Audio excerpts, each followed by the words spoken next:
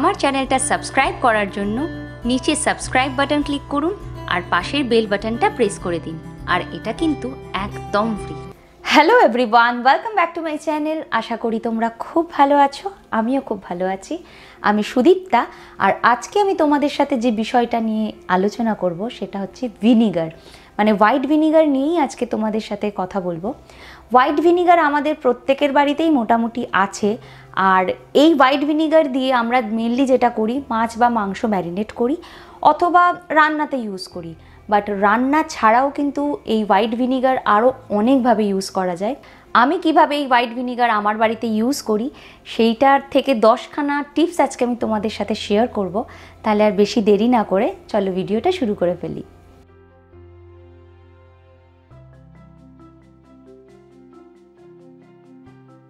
Micro oven পরিষ্কার করার জন্য একটা বোলে জল নিয়ে 2 টেবিল স্পুন ভিনিগার মেশাতে হবে। এবার এটা মাইক্রোওভেনে 3 মিনিটের জন্য গরম করে নিতে হবে, আর ঢাকনাটা কিন্তু তারপর খোলা যাবে না। 10 মিনিট ওয়েট করার পর ওভেন খুলে ট্রেটা বের করে নিতে হবে।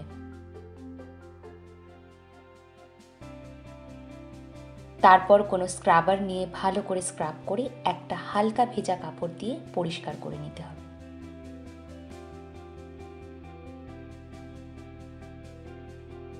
এইভাবে পরিষ্কার করলে মাইক্রোওভেন খুব ভালো পরিষ্কার হয়, আর কোনো জীবাণু বা গন্ধও কিন্তু দূর হয়ে যায়। অনেক সময় রান্নার বাসনে জেদি দাগ হয়ে যায়।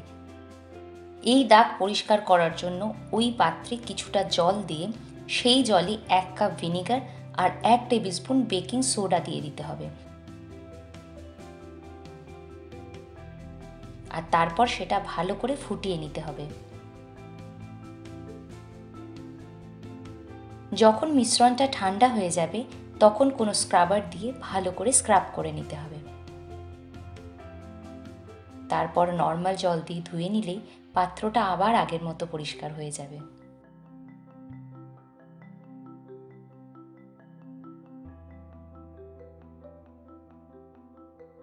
ভিনিগার খুব পাওয়ারফুল ইনগ্রিডিয়েন্ট, যা খুব ভালো একটা জীবাণুনাশকও বলা যেতে পারে। তাই বাজার থেকে ফল বা সবজি নিয়ে এসে সরাসরি সেটা ব্যবহার না করাই ভালো, বা ফ্রিজেও না রাখা ভালো। একটা বড় পাত্রে বা সিঙ্কে জল ভর্তি করে 1/2 কাপ ভিনিগার মিশিয়ে নিতে হবে। এরপর ফল বা সবজি ওতে কিছুক্ষণ ভিজিয়ে রেখে নর্মাল জল দিয়ে ভালো করে পরিষ্কার করে নিতে হবে। এবার এগুলো কাগজের ওপর রেখে বা টাওয়েলের ওপর রেখে বা ঝুড়িতে ভালোভাবে শুকিয়ে নিতে হবে।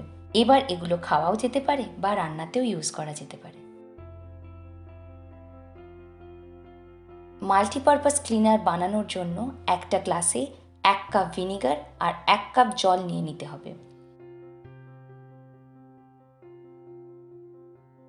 এবার ওতে 1 টিস্পুন নর্মাল ডিশওয়াশার মিশিয়ে নিতে হবে। এবার এই সলিউশনটা কোনো স্প্রে বটলে নিয়ে নিতে হবে।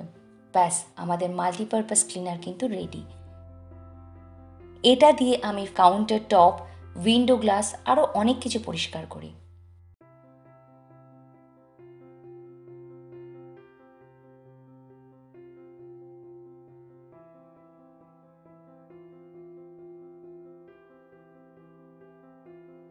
অনেক দিন ধরে চপিং বোর্ড ইউজ করলে চপিং বোর্ডে দাগ হয়ে যায়। চপিং বোর্ড পরিষ্কার করার জন্য এই দাগের জায়গাটাতে কিছুটা ভিনিগার দিয়ে কিছুক্ষণ রেখে দিতে হবে। তারপর কোনো স্ক্রাবার দিয়ে ভালো করে ঘষে জল দিয়ে ধুয়ে নিলেই বোর্ডটা আবার আগের মতো পরিষ্কার হয়ে যাবে।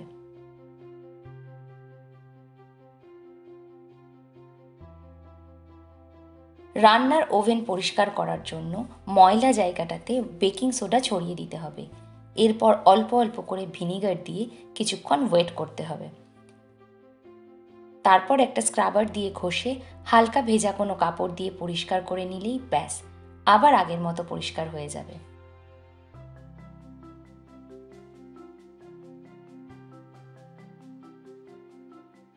অনেক সময় ফ্রিজ থেকে খুব বাজে গন্ধ বেরোয়। এই গন্ধ দূর করার জন্য 1 কাপ ভিনিগার আর 1 কাপ জল একটা গ্লাসে ঢেলে সেটা একটা স্প্রে বটলে ঢেলে নিতে হবে। আমি যখনই ফ্রিজ পরিষ্কার করি তখনই এই সলিউশনটা দিয়েই ফ্রিজ পরিষ্কার করি, তাতে ফ্রিজও খুব ভালো পরিষ্কার হয় আর গন্ধও চলে যায়।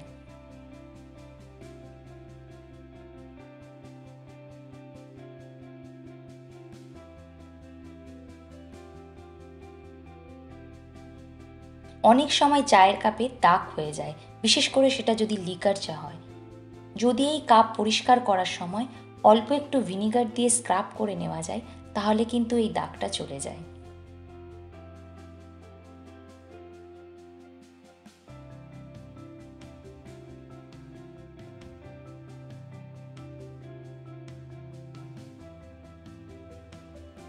আমি vinegar as a floor cleaner হিসাবেও ইউজ করি। বালতিতে জল ভরে 1 কাপ ভিনিগার দিয়ে যদি ফ্লোর মোছা যায়, তাহলে কিন্তু ভীষণ ভালো ফ্লোর পরিষ্কার হয়।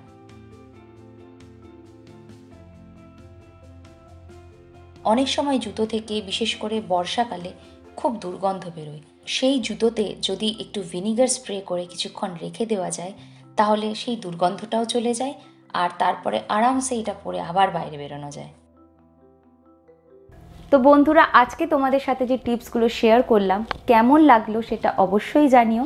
আর এগুলো কিন্তু সবই বাড়িতে অবশ্যই ট্রাই করে আমাকে বলো, কমেন্ট করতে একদম ভুলবে না। যদি ভালো লেগে থাকে তাহলে লাইক অবশ্যই করো। আর যারা আমার চ্যানেলে নতুন বা যারা আমাকে এখনও সাবস্ক্রাইব করোনি, তারা প্লিজ আমাকে সাবস্ক্রাইব করো, কারণ এই রকম টাইপের টিপস বা ট্রিক্স বা আমার ডেলি লাইফের আরও অনেক কিছু তোমাদের সাথে শেয়ার করব ভবিষ্যতে। তাহলে আজকের জন্য ভিডিওটা এখানেই শেষ করলাম। পরের ভিডিওতে আবার নতুন কিছু একটা নিয়ে তোমাদের সামনে হাজির হব। তাহলে আজকের জন্য টাটা।